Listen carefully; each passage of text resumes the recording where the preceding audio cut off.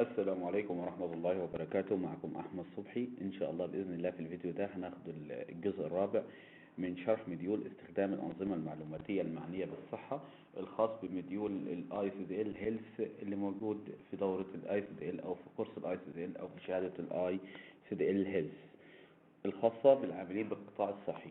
طيب، احنا خدنا في الاجزاء الاولى من الشرح المديول ده ايه هو النظام معلومات الرعايه الصحيه وايه استخداماته والمميزات بتاعته والمعوقات او المحددات التي تعيق استخدام هذا النظام في المجال ايه او في حياتنا اليوميه. طيب، دلوقتي بقى احنا هناخد نظام معلومات الرعايه الصحيه والقرار السريري. ايه هو القرار السريري؟ طيب، القرار السريري هي العمليه التي من خلالها تمام يستخدم الطبيب او الفيزيشن او اللي هو المعالج تمام مهاراته وخبراته الطويله في مجال الطب او الحالات المشابهه للحاله اللي هو امامه تمام، من اجل الوصول الى التشخيص الطبي الدقيق والاجراء الطبي الملائم لمساعده المريض او الحاله اللي هي قدامه. يعني هي العمليه التي يستخدم بموجبها مزود الرعايه الصحيه مهاراته التي اكتسبها من خبراته الطويلة في التعامل مع حالات مشابهة لكي يقدم تفسيرا صحيحا أو تشخيص صحيح تمام للحالة الطبية، وكذلك الإجراء الطبي المناسب أو خطة العلاج المناسبة للوصول لأمثل حل أو أمثل طريقة لعلاج الحالة اللي قدامه. طيب، ده باختصار القرار السريري. طيب، ايه لازمة القرار السريري في استخدام نظام المعلومات الرعاية الصحية؟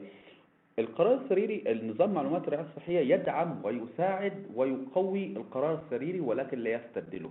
ايه معنى الجملة دي؟ معناها ان النظام الرعاية الصحية ده بيساعد او بيسهل او بيخلي عملية اتخاذ القرار السريري اسهل وادق باستخدام النظام من غير استخدام. يعني لو انت استخدمت النظام ده هتبقى القرار بالنسبة لك سهل ومتداول وكمان ايه بشكل افضل وبدقة اعلى. لكن في عدم استخدام النظام اكيد هتفقد كل المميزات اللي احنا قلنا عليها ده. يبقى كده هو النظام ده بيساعد اتخاذ القرار السريري ولا يستبدله، بمعنى ان لازم وجود النظام ده وجود طبيب يستخدم نظام المعلومات الرعاية الصحية عشان يتخذ القرار السريري المناسب. لذا فالقرار السريري عنصر مركزي في مهنة الطب وعنصر أساسي ولا يمكن للطبيب استبداله تمام أو الاستغناء عنه. طيب، بما أن بيانات نظام معلومات الرعاية الصحية لا تقدم أكثر من عرض للتاريخ والعلاج السابق التي خضع لها، لا يمكنه لوحده وصف العلاج الملائم لحالاته الحالية تمام، ويجب على مزود الرعاية الصحية أن يستخدم تلك البيانات كمصدر معلومات داعمة فقط عندما يقرر الوسيلة الملائمة للعلاج.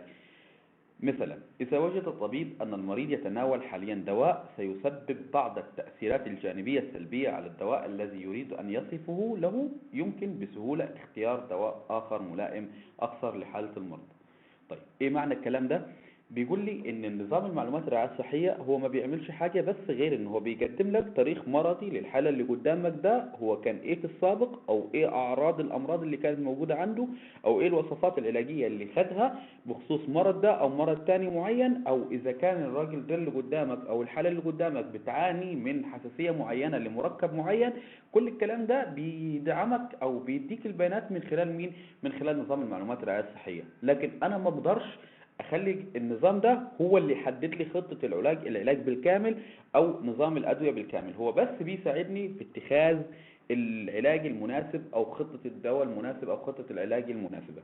تمام، يبقى ملخص الكلام إن نظام المعلومات الرعاية الصحية تمام يدعم القرار السريري ولكن لا يستبدله. طيب، بعد كده هناخد الأصناف المختلفة لنظام معلومات الرعاية الصحية. أنا عندي كذا صنف أو كذا تقسيمة لنظام المعلومات الرعاية الصحية. أولا، من حيث الحجم أو النطاق، في عندي النظام المرتكز على المكتب أو القسم. ده بيقول لي عندما يقوم الطبيب أو مزود الرعاية الصحية خاص آخر بتثبيت أو تسطيب نظام رعاية صحية معين داخل مكتب لمراقبة الحالات الصحية لمرضاه. ده زي كده دكتور تمام فاتح عيادة، بدأ الدكتور ده منفتح شوية عن في التكنولوجيا، فهو قرر ان هو يستخدم نظام خاص به هو فقط تمام، عشان بس المرضى بتوعه اللي هم دائما التردد على العيادة بتاعته، يبقى عارف كل التاريخ المرضي بتاع كل مريض من مرضاه. طبعا ده كده بيرتكز على المكتب او القسم. طيب في تاني بقى الجزء التاني او الاكبر منه شوية، اللي هو المرتكز على مرفق محلي. زي كده عندما يقوم مجموعة من الأطباء، تمام، أو مزودي الخدمة الصحية في التعاون مع بعض سويا. بقى هو الدكتور ده ومعاه شوية تاني زمايله، بدأوا هم المجموعة مثلا مكونة من 5 6 أفراد، إن هم كلهم ينزلوا نفس البرنامج أو نفس النظام، ويبدأوا كلهم يعملوا عملية اتصال فيما بينهم لتناقل أو لتبادل المعلومات الخاصة بمرضاهم مع بعض. تمام، ممكن يبقى الكلام ده داخل نطاق عيادات خاصة، مجموعة عيادات، أو ممكن يكون داخل مستشفى أو مرفق طبي. تمام، ده الجزء المرتكز محليا. طيب في بعد كده المرتكز اقليميا. لا، العمليه بقى وسعت شويه، وبداوا المجموعه دول يتفقوا مع مجموعه تاني في مدينه جنبهم او مجاوره ليهم او في داخل نفس المدينه. تمام، او المستشفى دي بدات تتعاقد او تعمل بروتوكول تعاون مع مستشفى تانية او مجموعه اطباء تانية او مجموعه عيادات تانية. في الحاله دي بيجي النظام ده مرتكز اقليميا داخل اقليم معين او داخل مدينه او محافظه معينه. تمام، هو زاد شويه بس ما زال محدد بنطاق جغرافي محدد. تمام، وهنا اهو جاب الاي اتش ار. الاي اتش ار شيرنج سيستم، اللي هو مع عمليه مشاركه بيانات المرضى من خلال بقى اذا كان المؤسسات او العيادات، تمام، او المعامل بقى والمراكز الاشعه، وكل النطاق ده بداوا يتعاونوا مع بعض لاستخدام نظام معلومات رعايه صحيه اقليمي. بعد كده النظام الوطني ده اللي هو بيرتكز على المجموعه، على دوله معينه، ولتكن مثلا زي في مصر. بدأت تتفاعل في الفترة الأخيرة نظام طبعا التأمين الصحي الشامل، زي ما احنا في عملية إعداد ليه.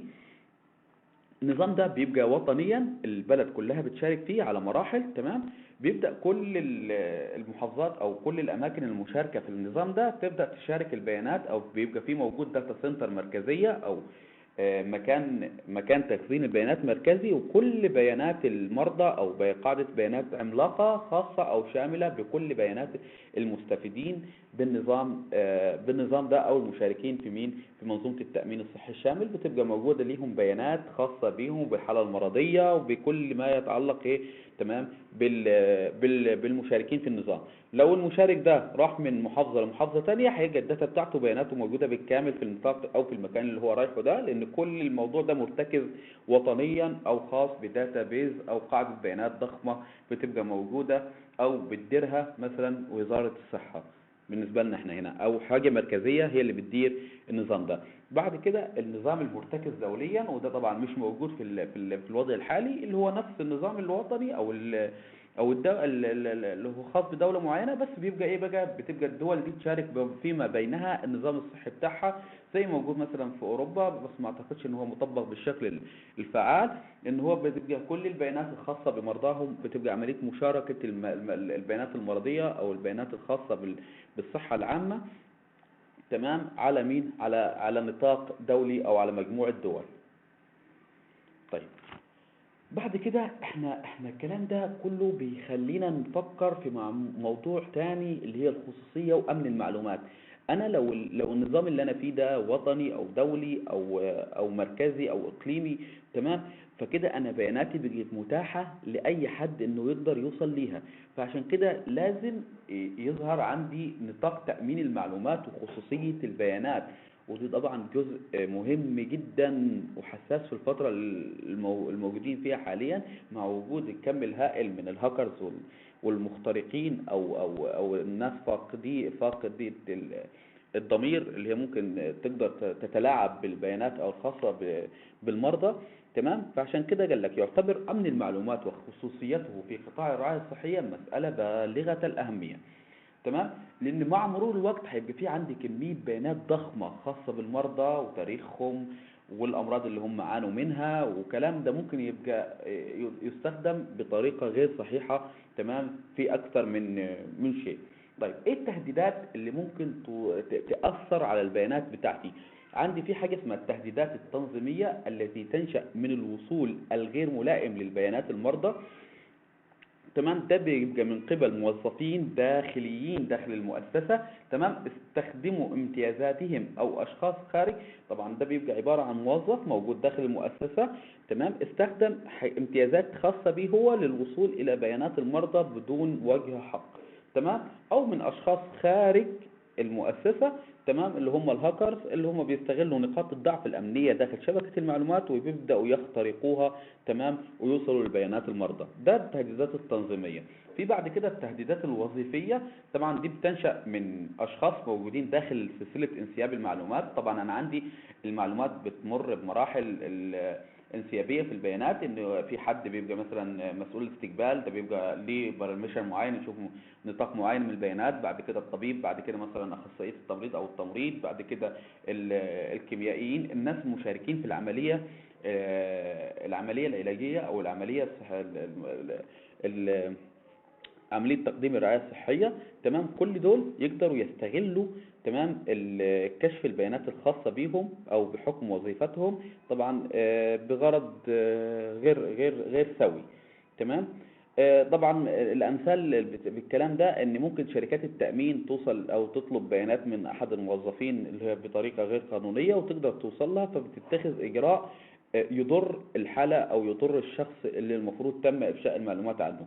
او ممكن صاحب العمل يرفض ترقية بعض الموظفين او حتى طردهم بناء على ايه؟ بناء على اطلاع على سجلاتهم الطبية. فكل ده يعتبر اخطار، تمام، بتهدد استخدام النظام معلومات الرعاية الصحية. طيب من اللي سبق ده كله ايه المطلوب؟ قال لك لذا يجب على اي نظام معلومات الرعاية الصحية ان يطبق طرق آمنة لحماية البيانات الشخصية من اي اساءة استخدام.